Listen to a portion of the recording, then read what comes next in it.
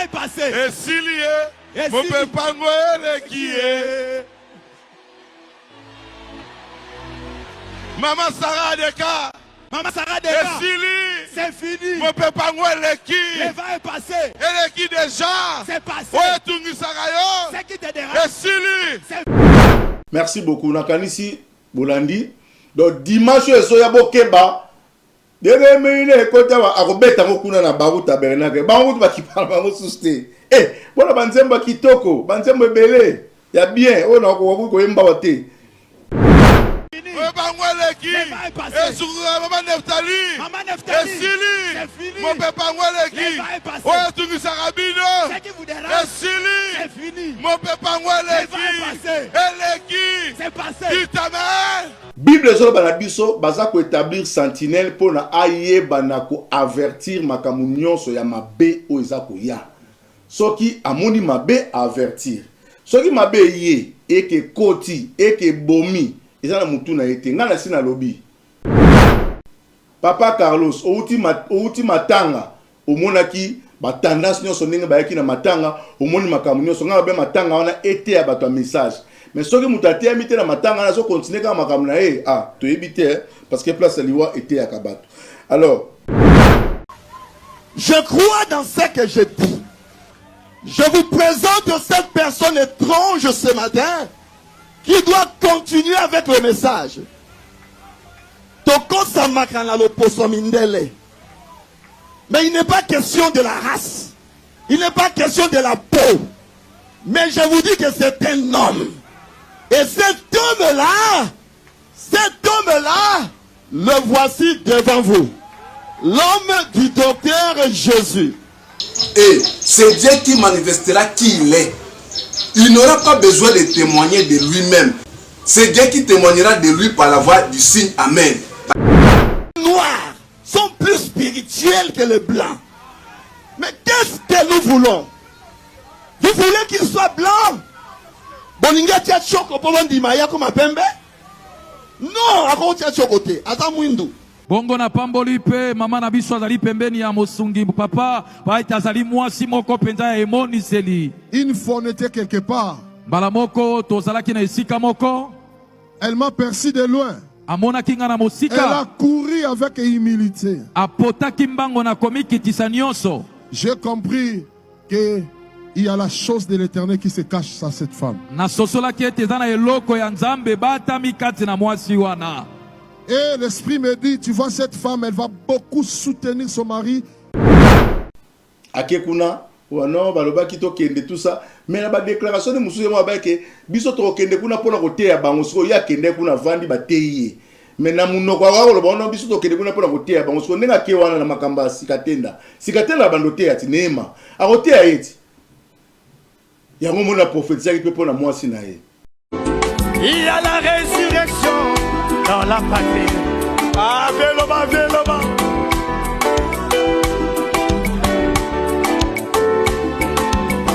Il y a la nuée dans la patrie.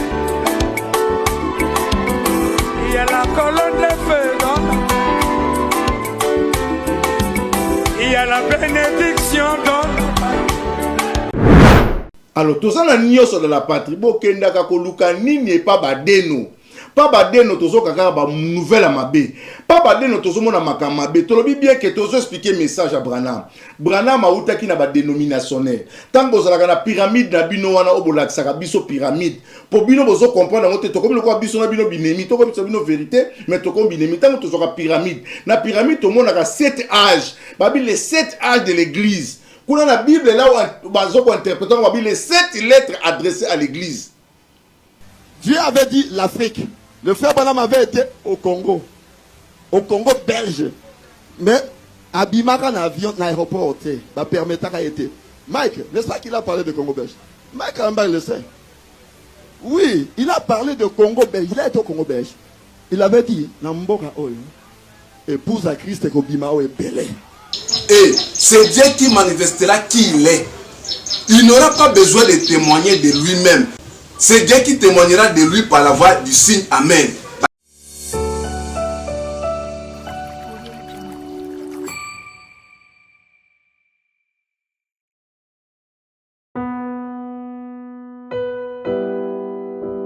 Tango nyonso molinganga nazalaki komona baninganga na baboti na bango nanga ba parents bazate vinanga pasi.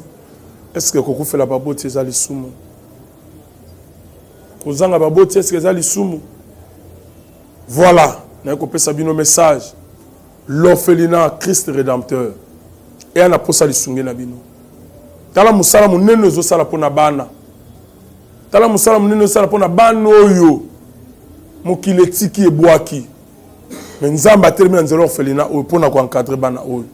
Yaya lisungi na yo to ana ngoposa. 1 euro no to ana ngoposa. Pona mwana moko. Tango mwana moko allié nzambe ya bitike oya permettre ete na nzela no mwana alia akobosa na ote. Voilà message ya l'orphelinat Christ rédempteur. Tu as besoin de sungi na bino. Ba numéro ezana se kota contact na biso assistance na yo et aux ali sungi pona bana. Que le Dieu des orphelins a bénir diama mtu nyoso ja ta likanisa ko sala quelque chose. Peu sali yango zamba pambola bino.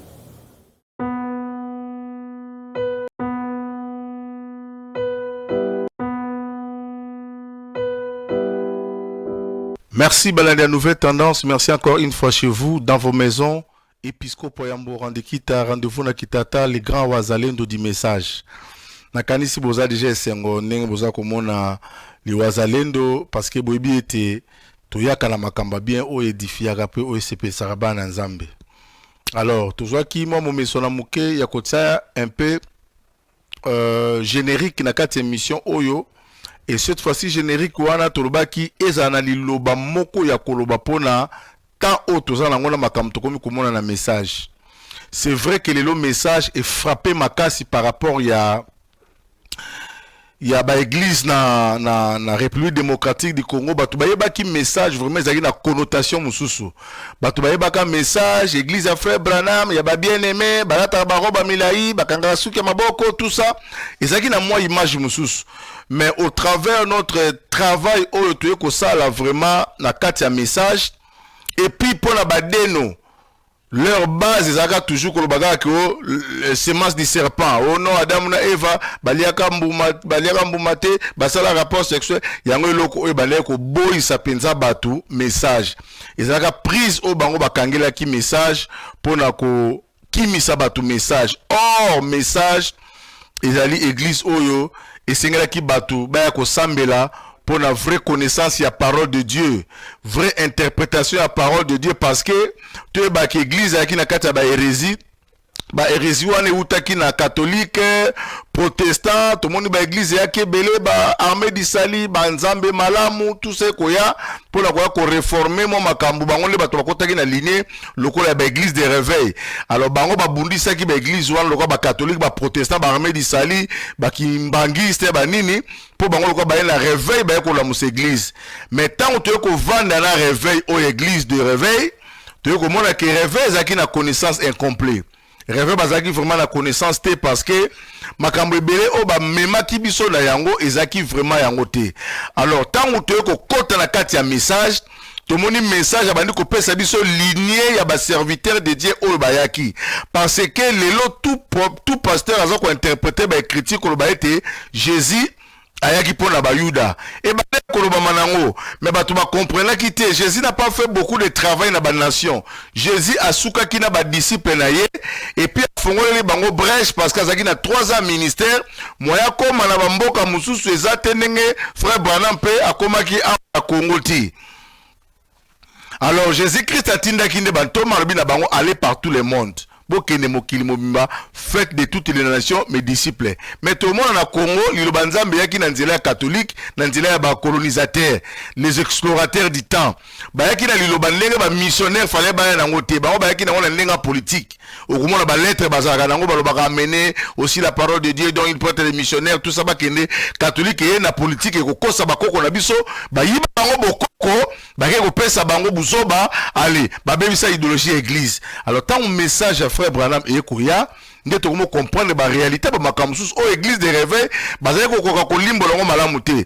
Et je remercie encore une fois le baga Jacques Vernon parce que on tele ki ba église de réveil wana moi message à moi parce que bazaro benga ka ba frère ba ministère benezaki te frère Sony, frère Léopold Mutombo, frère Mukuna, ezaka ba frère na ba frère.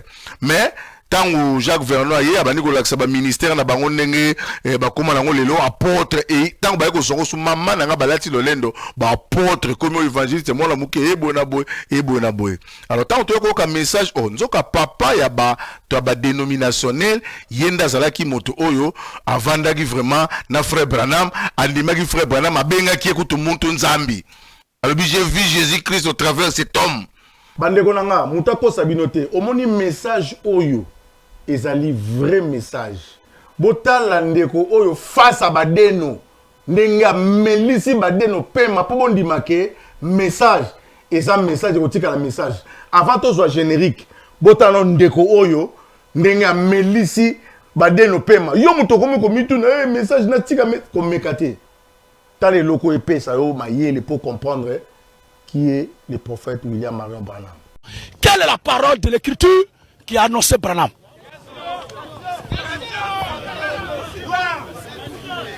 Je réponds à votre question, pasteur. Je réponds parce que la fois dernière, vous avez répondu une question par une question. Et Jésus l'a fait, vous avez pris exemple sur le Seigneur. Quelle est la parole de la Bible qui a annoncé Jean-Baptiste? Est-ce que dans la Bible, quand on annonçait Jean-Baptiste, est-ce qu'on a dit qu'il y a un prophète qui va venir qui s'appelle Jean-Baptiste? La Bible ne dit pas les noms, la Bible annonce les ministères. On ne dit pas dans la Bible que moi je vais envoyer Gédéon. On va écrire le nom Gédéon. Non, la Bible ne dit pas je ne dis pas de nom. La Bible annonce les ministères. Je ne parle pas de nom. Je dis, je n'ai pas demandé de nom. Je dis, c'est quelle promesse de l'écriture qui a annoncé Branham? Luc 17:30. Lisons Luc 17:30. Luc 17:30. Attends, on va lire. Oui. Luc 17:30. Luc 17. Oui. Luc 17:30. Luc 17, le verset 30. Oui. S'il vous plaît, écoutez. Le verset 29 à 30 pour bien. Le verset 29 à 30. Luc 17, le verset 29 à 30. Oui. Mais le jour où Lot sortit de Sodome, Lot est sorti de Sodome, une pluie de feu. Oui. Et de soufre tomba du ciel et la fit périr. Verset 30. Il en sera de même le jour où le Fils de l'homme paraîtra. Point. Oui. Il en sera de même le jour où le Fils de l'homme paraîtra. Point. Oui, je peux expliquer. Non, attends frère. Attends, non. Le Fils de l'homme viendra. On va lire le Fils de l'homme. C'est quoi ça?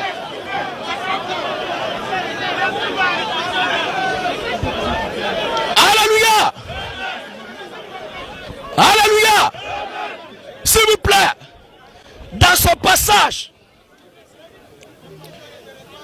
passage, qui est le Fils de l'homme?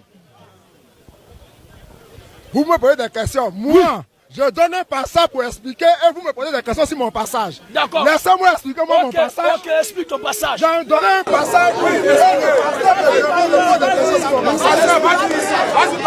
J'ai seulement 5 minutes pour expliquer. Oui, vas-y. La Bible a annoncé qu'au temps de la fin, le Fils de l'homme paraîtra. Dans d'autres versions, on appelle le Fils de l'homme sera révélé. Ça veut dire quoi? Le ministère prophétique que Jésus a eu en Israël. Parce que Jésus n'a jamais été prophète des nations. Jésus a été seulement prophète chez les Juifs. Il n'a jamais été prophète des nations. Mais au temps de la fin, le ministère prophétique de Jésus va revenir. C'est quand le ministère prophétique de Jésus revient dans l'église qu'on appelle le Fils de l'homme sera révélé. Ça veut dire le ministère prophétique. Quand on dit Fils de l'homme, on parle d'un prophète. C'est le prophète qu'on appelle Fils de l'homme. Quand on dit Fils de Dieu, c'est l'Esprit. Jésus était Fils de l'homme quand il était en Israël. Quand il est mort, il est ressuscité. Il était Fils de Dieu. Et quand il revient pour occuper le trône du millénaire, on appelait Fils de David. Donc quand on parle de Fils de l'homme, c'est le ministère.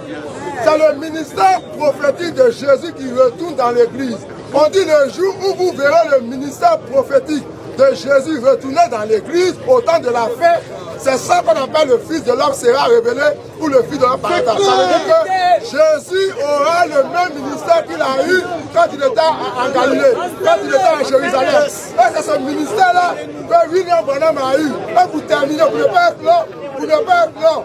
Le signe du Messie, c'est quoi? Quel était le signe qui montrait que Jésus était vraiment le Messie? Il a fait beaucoup de miracles. Tout le monde a fait beaucoup de miracles. Mais il y a un seul signe qu'aucun prophète n'a eu, aucun pasteur n'a eu. Dieu, dans une chair humaine, révélant les secrets des cœurs. C'est-à-dire que, il est derrière moi ici, mon frère. Quand tu es même derrière Jésus, il va dire qui tu es, ce que tu penses, ce qui est dans ton cœur. C'est ça qu'on appelle le signe du Messie. Ce signe-là, dans la Bible, il y a 3 personnes seulement qui ont eu ça. Il y a le monsieur, Dieu de Genèse 18, il y a le Seigneur Jésus-Christ, et au temps de la fin, William Branham. C'est ça qu'on appelle le Fils de l'homme paraîtra. Je m'arrête là. On va la parole. Bonjour, maman. Bonjour. Vous êtes chrétienne? Oui, oui. Gloire à Dieu. Matthieu 7,7. Demandez et l'on vous donnera. S'il vous plaît, je veux. Ah bon, hein? Vous aussi votre Bible dans Matthieu 4,4, Élisée. L'homme ne vivra pas de pain seulement, mais de toute parole qui sort de la bouche de votre Dieu. Attendez. Il y a la résurrection dans la patrie. Ah, véloba, véloba.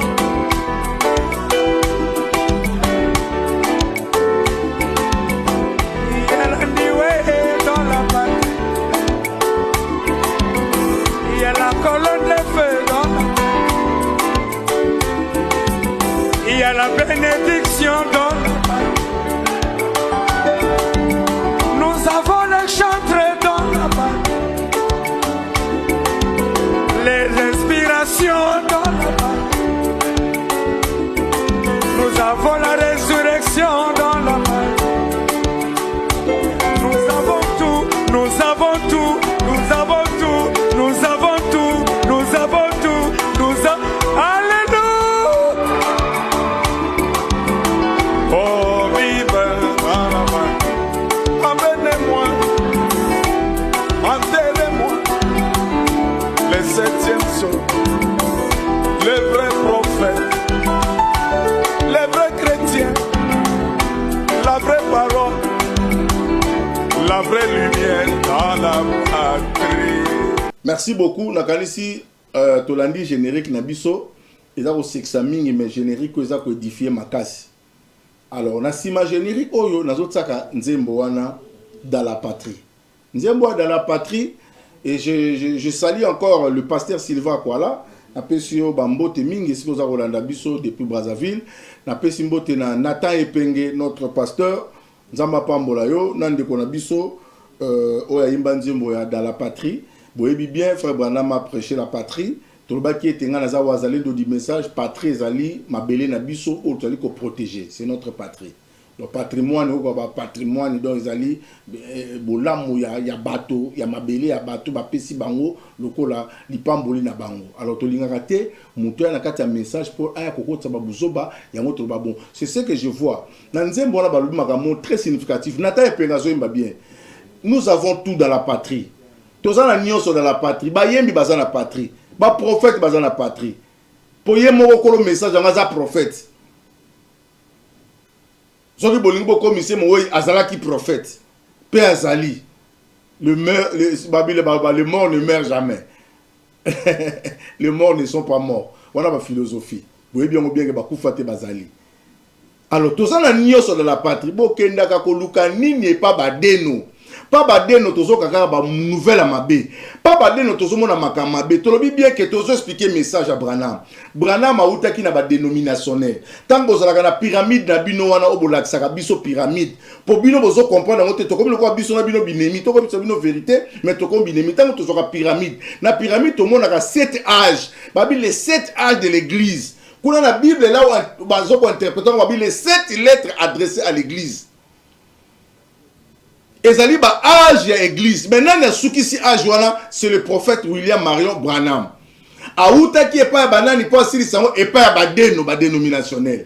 Abimi kuna ba pesie et loko elekio bango bazana ngote ndenge litaire aouta qui est pas ya ba catholique abimi na makambo azwaki makambo catholique ezaki na ngote ale bino bato bobimaki bozolingaka kozongaka bozokendaka na barassemblement na bango bokendaka koluka nini pasteur Carlos nini na badénominationnel ngala yaka kokebiso pe koyebisa yo soki bato bayebisa effet ya kokende Sylvain Kwala emanze moko ayeba tu es allé trop près de la frontière ozokendaka mingi libanda frontière or la frontière wana tozomona bakabundu walesa tozomona bamakambo moko vraiment ça me dépasse ezolekelanga na pasi pe na mawa yango nazoba okenda koluka nini pa ba dénominationnel ozobebisa image jusqu'à ce que Carlos akomi koyemba banzema Moïse Mbiye na vraiment église a message wa Branham likamu nini pe na nzambe na biso vraiment likamu nini na message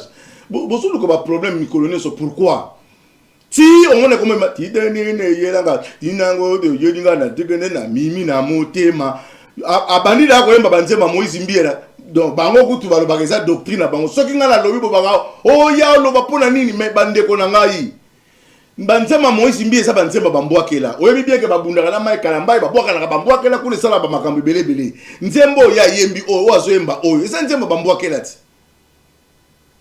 bitumba ngo esili bitumba makambo ngo soki mopepa ngo eleki Carlos makambo mopepe eleki suna ma mopepe na eleki te nga na za pe mopepe nga na za tourbillon nanu mopepe eleki te mopepe ni eleki mopepe elekaki po to mono so sala ba déclaration tesco tala siko oyeko yembela nga siko na kati église ti dimanche so komona tikalo no nyango ekota tangu kako kota est-ce que nze soko moni nze mane bazo bina ngona bar on dirait nzemba wela ça n'a rien à voir na makamanza mais na la patrie bozana ba lifoko du ciel bozana ba Sylvain Kwala bozana ba Nata Epenge nini bozo kene koluka libanda na mususu balobaka soka bomaka mise na ye wana soki nani nani musu mise na kufaka wana yembaka bien ndo yemba deuxième fois na kitoko ya validateur ya obalola wana nini bozo kene koluka na badeno bomoni ayembi inangole kama ekoyemba madi église ya baruti bon balobi papa ba oyemoka baneko tinda banzembo bazo ya kuna koyembela ye na message ya Branham ozemba nzembo ya Moïse Mbiye eza nini yango na patrie oki nzembo patrie babi nous avons tout dans la patrie ba prophète bazali ba yembi bazali bolembi nzemba lifoko po boyina lifoko banzemba lifoko za soko so yemba soko molimo santo so kita otiki nango komo ba makamba ngo bopepa ngo eleki mupepe ni eleki mupepe eleki te so songa na yeko loba bakoba yendenge nini kaka Carlos asala nini na lobi boye biso toyebi message ndenge e fonctionnaka tozozo ba rapport rebelle ya makama message to ba kitango to ya awa bomona ba pasteur baso a to sala émission sur la polygamie to sala sur la polygamie mais comment na makambo boye na message o esala matin na message ezoko lobela biso makambo ebele ezolo bela biso makambo ebele mutuni na yoka te bon lo ba sali nini bon to ba la prophétie na ye et pas akena kolugani pas sikatenda ne ma sikatenda akekuna wana baloba kito kende tout ça mais na ba déclaration de musuye mo ba ke biso to kende kuna pona koteya bango siko ya kende kuna vandi ba teye mais na munoko wa lo bono biso to kende kuna pona koteya bango siko ndenga ke wana na makamba sikatenda bandote ya tinema akoteya yeti yango mona prophétie qui peut pour moi si nae alors to kena régime au pesa biso vidéo pour le autre la système qui zoba après tout zondi. Merci.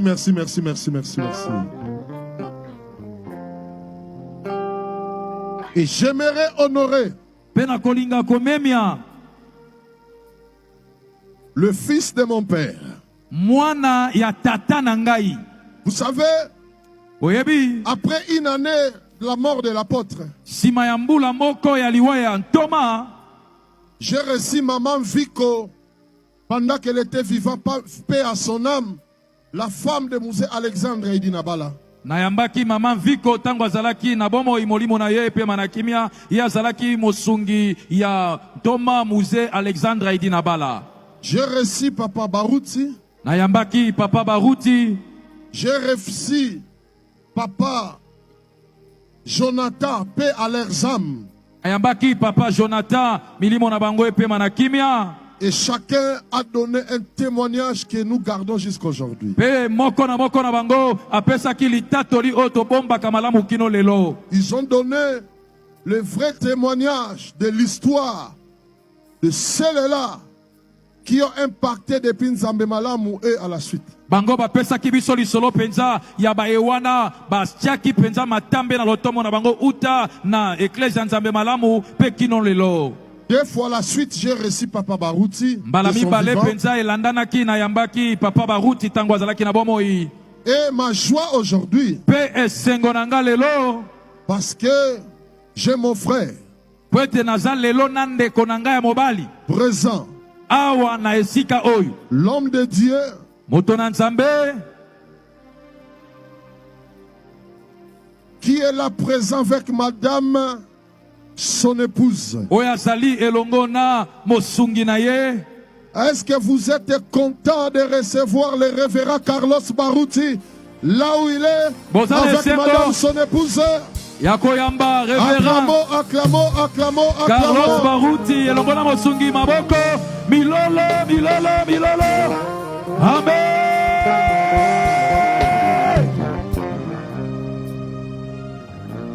Que le Seigneur vous bénisse abondamment. Nos salutations à toute cette grande communauté Barouti Tabernacle.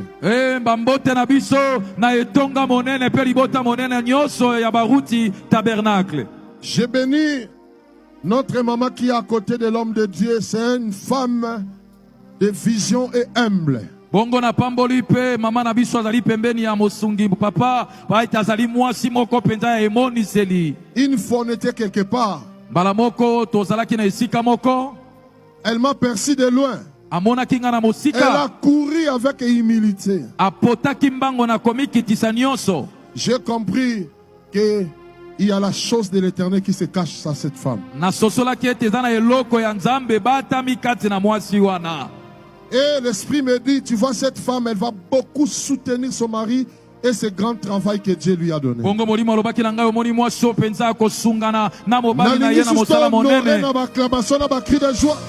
veux que nous puissions encore l'honorer par nos acclamations et des cris de joie. Merci, révérend Carlos. Matondi, révérend Carlos. Aujourd'hui, c'est fini.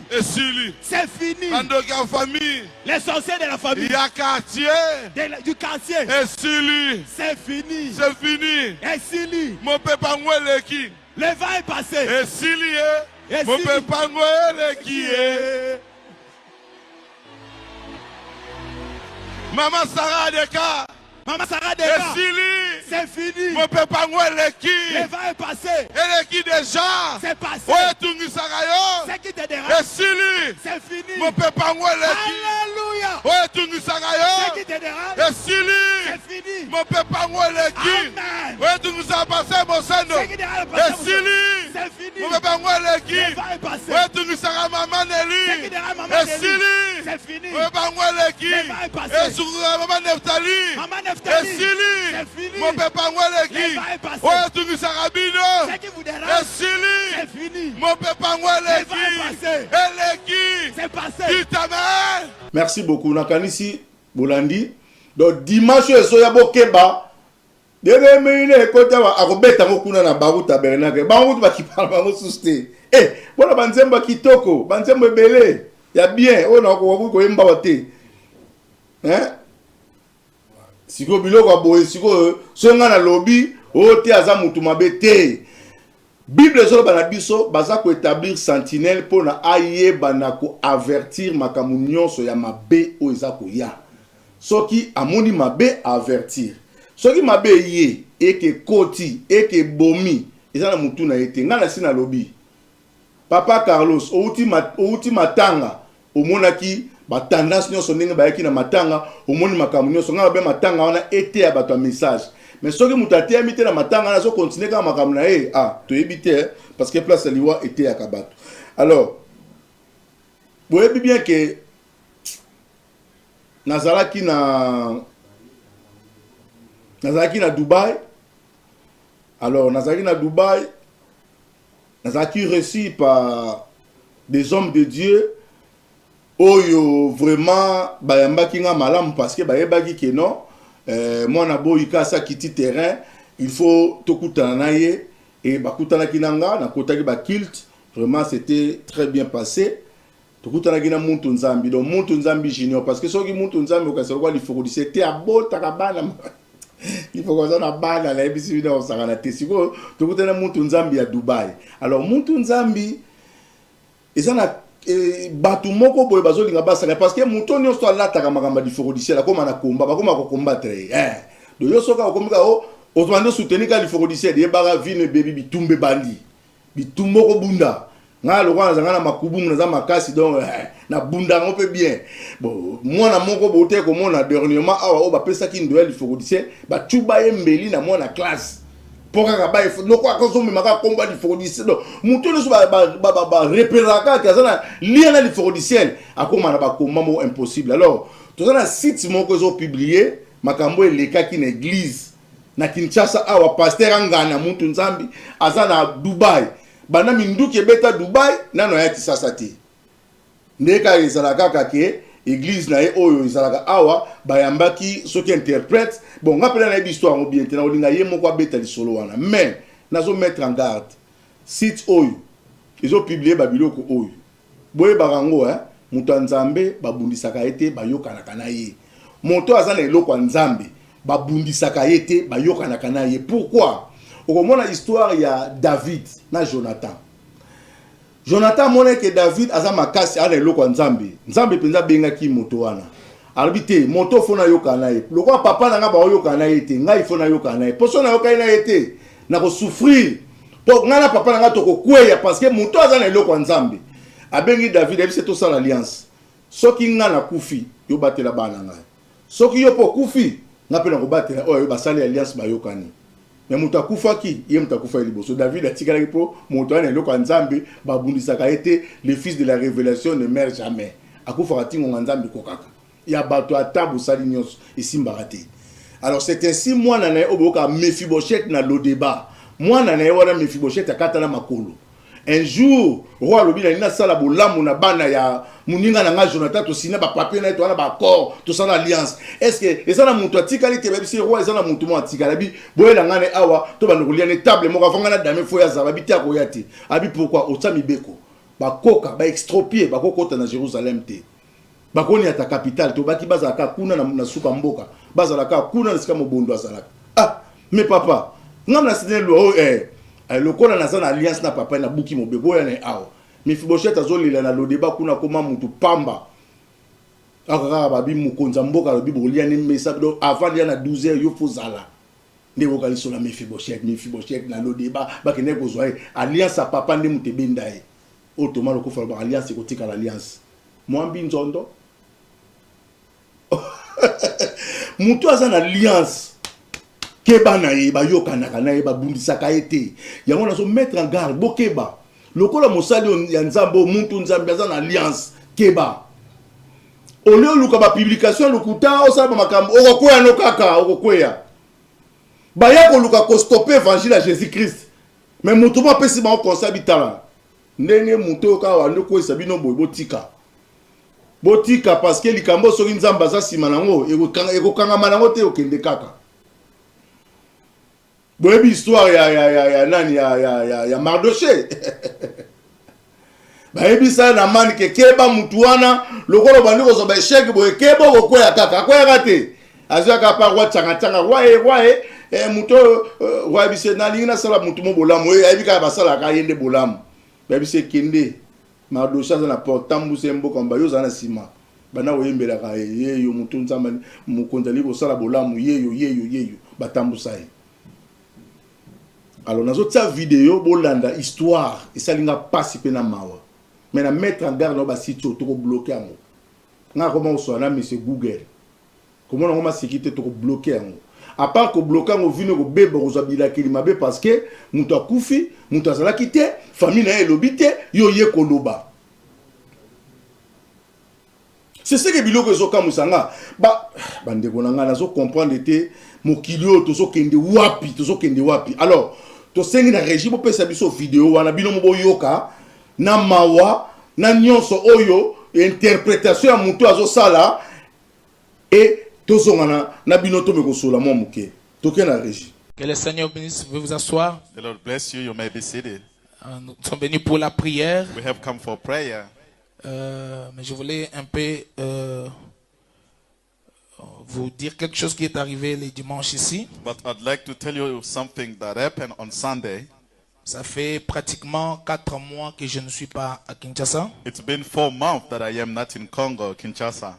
Et souvent, quand je ne suis pas là, And most of the time when I am not there, j'envoie des frères prédicateurs pour prêcher à ma place. I send the preacher to go to preach on my behalf.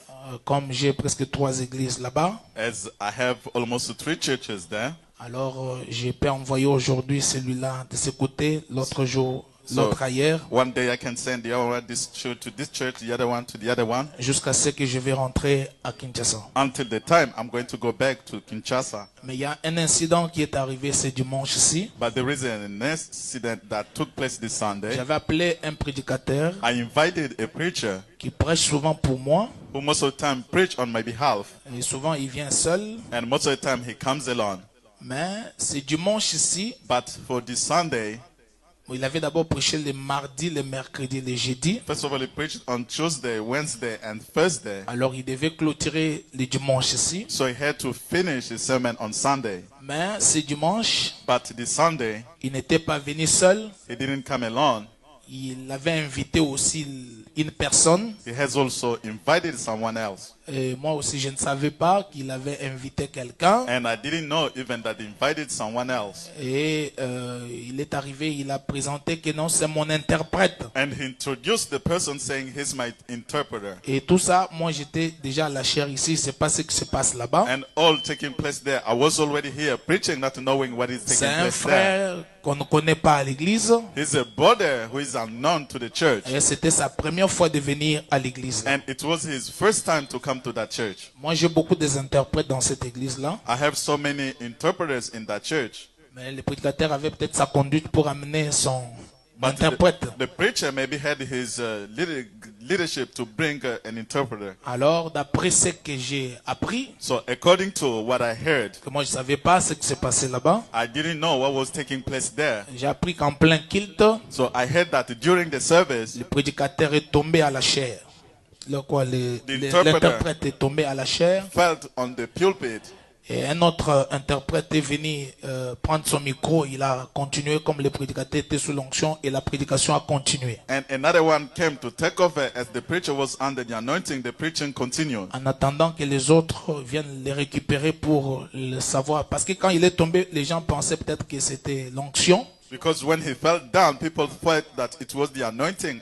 Quand on a voulu le tenir, le révérend a dit non, laissez d'abord. When they wanted to take him, the preacher said, leave him a bit alone. Alors, après un moment, ils sont venus les prendre. C'est là qu'ils ont constaté qu'il y avait un problème. They noticed there was a problem. Et tout ça là, moi j'étais pas au courant. And all of these things taking place, I wasn't aware of. On l'a amené à un centre à côté. He was taken to a hospital. Et après que les médecins essaient de là et constaté, ils ont dit non, nous transférons ailleurs. After the physician tried to check, he said, no, this case, bring it to somewhere else. Qu'ils l'ont amené else. à un grand hôpital. So they was taken to a big Quand hospital. Ils sont arrivés là-bas. When they got there. Et le docteur a déclaré que la personne est déjà partie. And the physician declared that the person was already Nous, on ne savait pas après qu'il ici. We were not aware of that after the service here. Nous étions avec le pasteur Thomas en train de manger au restaurant. We were with Pastor Thomas eating in the restaurant. Avec le frère Jephté et aussi ma famille. With brother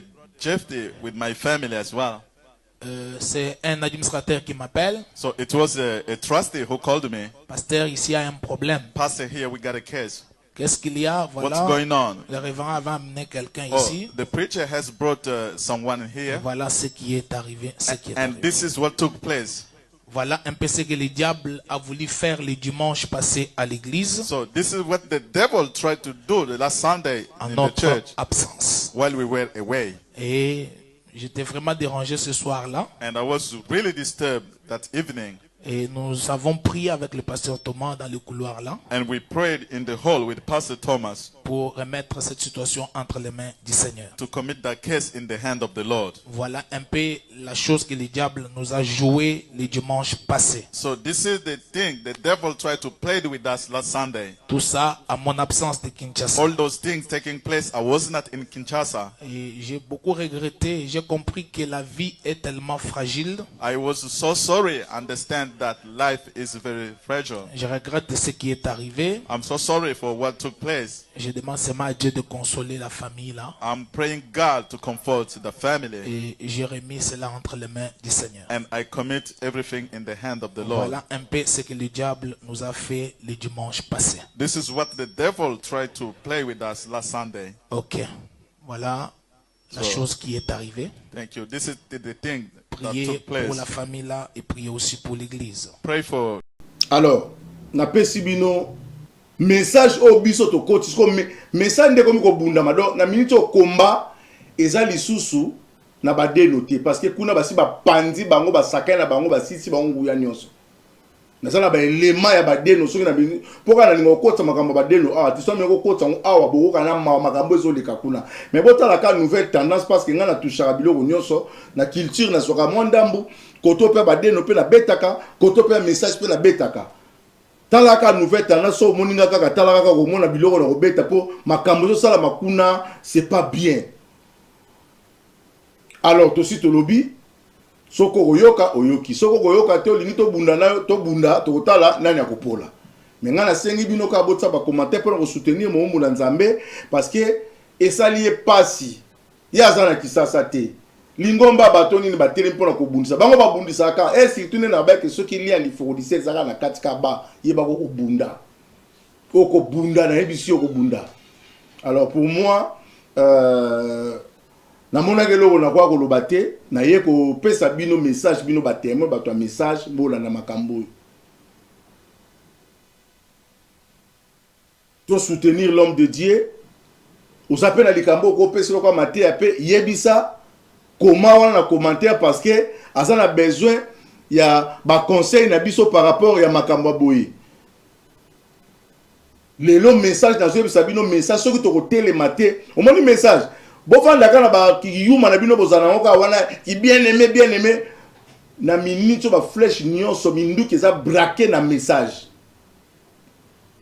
ti bomona ke loko yo nani eloko yo nani asalaki Mike Kalamba asalaki bomona ngo loko ba jeté ki sinda parce que bitumale bandi le te bandi kala et bandaki na kabundi walesa ta ta ta ta ta ta ta ta ta ezo ke ne batu ba sanka ba serviteur de Dieu mais abadeno. Mais ce qui est tali émission mon auto ça dernièrement awa. Bon, na pesa binoka boni sasuka. Émission auto ça dernièrement awa. Dernière émission auto ça awa. Il y a émission auto ça aya suka. Na lobela ki makamni.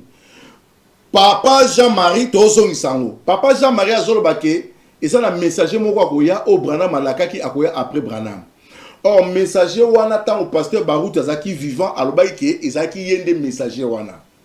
To peki saki eloko wana to baki messager wana ezali yete babimisa ko pela nzembo. Moto Branham yatika moto Branham yatika. Donc et comment que oh tout bien ndeko botanga bronchir ko Branham yatika moto oh non il y a pas de plainte. OK. Lelo na moni bazongisi sous message bozo lukaka makambo image wana bomona bazongisi ngo lobby na YouTube un pasteur aza ko sala introduction pasteur Barouti akota pe à son âme akota na chera bandoteya alabandi ko loba que c'était lui et nzamenda sala makambo na a récupérer moumbu na ye ndomoni likamano sto efasame tango efasame silaki wana te bazui lisusu ba image ba bandi ba kena mukola stade ba boaki ba pigeon pasteur moko ya koloba awa na boko tanga kombo na abezaki ba pigeon tezaki ba ndeke wana ba kingo milai wana bazala mama emo ba liaka ba coton ezaki ba pigeon pété ba ndeke wana bazala na stade comme psikologo molimo santo ba pigeon ba oh na bima ndeko pasteur ba rota za ko bokola ba pigeon na ndako na eti si ba pigeon ba matanga où est le problème. Et comme le comme révélation. To longwa la baké na cimetière oh non, banzembe bandé ko yema na cimetière. Ah papa, botikate, nini bo luka. Nini bozo luka. Nini boza ko luka. Botika makambo oyo ezana tina moko te. Botika yango ezana tina moko te. Okoloba ke ngai nazomi lobela makambo. Nazo zwa pasteur Jean-Marie na tieye, nazo pasteur nazo sala introduction pe na tieye bo la bino moko. Biloko aboye soki to etolobi biso to ko mabe ma ba ko malamu. Non, au nom de la parole to koloba vérité. La vérité reste la vérité et botika la vérité. To kotani prochainement. Épiscope Mborande Kita, rendez-vous na Kitata, les grands wazalendo du message. Je pèse mes mots. Je crois dans ce que je dis. Je vous présente cette personne étrange ce matin qui doit continuer avec le message. Toko Samakana le posomindele. Mais il n'est pas question de la race. Il n'est pas question de la peau. Mais je vous dis que c'est un homme. Et cet homme-là, le voici devant vous. L'homme du docteur Jésus. Je crois dans ce que je dis et je dis amen moi-même dans ce que je dis. Denis, tu crois à cela, n'est-ce pas? N'est-ce pas que tu crois à ça? Mon frère Denis croit à ça. Qui croit à ça encore? Qui croit à ça? Ne jouons pas avec Dieu. Dieu ne fait pas des aventures. Il avait dit l'Afrique évangélisera les États-Unis. Mais c'est Branham qui a dit que les Noirs sont plus spirituels que les Blancs. Mais qu'est-ce que nous voulons? Vous voulez qu'ils soient blancs? Boninga tia choko pour ndimaya comme pembe? Non, à cause tia chocoté. Attends Mwindu. Dieu avait dit l'Afrique. Le frère Branham avait été au Congo belge. Mais Abimaka na avion na aéroport ba permettra qu'a été. Mike, n'est-ce pas qu'il a parlé de Congo belge? Mike Ambar le sait. Oui, il a parlé de Congo belge. Il a été au Congo belge. Il avait dit Namboka oyo épouse à Christ et Kobimao est belé. Si malgré divergence c'est koya, le coup la main n'a cause à la tête. Nani a kozua. Qui donc aura le pouvoir de l'infaillibilité qui doit être rétabli dans ces derniers âges. Puisque ce dernier âge manifestera de nouveau l'épouse de la pure parole. Cela signifie que nous aurons de nouveau la parole comme elle a été donnée parfaitement et comprise parfaitement à l'époque de Paul. Je vais vous dire qu'il aura. Ce sera un prophète qui sera confirmé aussi totalement ou même plus encore que tous les autres prophètes de tous les âges, d'Enoch à nos jours. Parce que ces prophètes, parce que cet homme aura nécessairement le ministère prophétique de la pierre de fête. Et c'est Dieu qui manifestera qui il est. Il n'aura pas besoin de témoigner de lui-même. C'est Dieu qui témoignera de lui par la voix du signe Amen. Bande konakansi, oyo natangi même moi à l'école primaire, soit à secondaire, à comprendre. Place à bas commentaire. Bino moko commenter. Est-ce que makambo ndenge musala nzamba lobi? Ezala bongo? Merci Banakin, Bana monde entier. Maxi bien-être. Sougala café, logo. Logo na mêlé logo mais logo ezamabe. Il y a bien pour na panne technique mais ko sale la on ndenge mabe te sale la ngo pona mama. A célibataire to lingi bino ate. So maka boma mukolo bala. Pourtant mzo ba produire ngo soute. Maxi bien-être yango yo. Lukango benga ndekona alendele ye mutu ayebi esika ko fournir yo autant que tu veux $35 ezebele na kati sobo melika moko de joga bien be hémorroïdes banini tout ça bilia lia vanda musala banini et réparer yo système ya break et réparer yo pe fonctionnement ya break de break donc et pe son fonctionnement ya bien. To comme ba congolais toujours gagner ba match. On va défaite, pas de technique en plein match, c'est pas bon. Zongela et loco.